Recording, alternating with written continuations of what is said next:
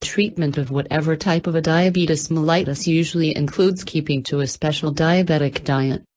Its aim is to help keep the glucose levels normal, lose weight, prevent cardiovascular complications, and generally increase life expectancy. Today, there exist a number of different approaches and diets, and it is complicated to distinguish one as the best among others.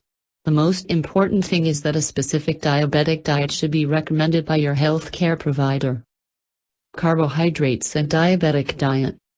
There still exists a controversy in the question of how many carbohydrates should be consumed by a patient suffering from diabetes mellitus. While the American Diabetes Association, ADA, recommends keeping to a diet with 60 to 70% of carbohydrates, some researchers recommend diabetic diets with only 40% of carbohydrates, and some with more than 75% of carbohydrates of caloric intake. Other dietary recommendations concerning carbohydrates speak of the benefits of combining carbohydrates with dietary fiber.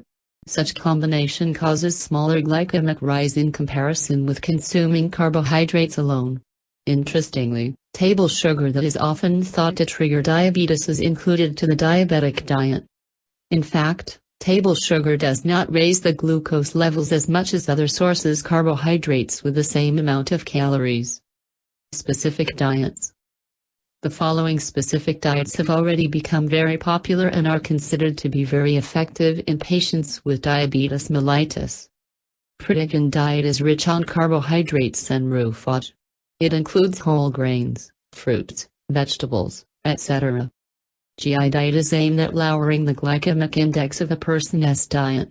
It avoids potatoes and white bread while opting for whole grains, legumes, and multigrain breads. Low-carb diet minimizes the complications of insulin resistance by reducing the amount of consumed carbohydrates. According to this diet, carbohydrates are gradually replaced by fatty food like meat, nuts, fish, eggs, vegetables, etc. High-fiber diet is recommended by the American Diabetes Association. It was proven that high-fiber diet helps reach good glycemic control as effectively as anti-diabetic medications. Paleolithic diet is thought to improve glucose tolerance in patients with type 2 diabetes mellitus. The research on the effectiveness of this diet continues. Vegan diet is characterized by the same level of effectiveness as the ADA recommended diet. It was previously noticed that the incidence of a diabetes mellitus is much lower in people keeping to a vegan diet, which eliminates animal products.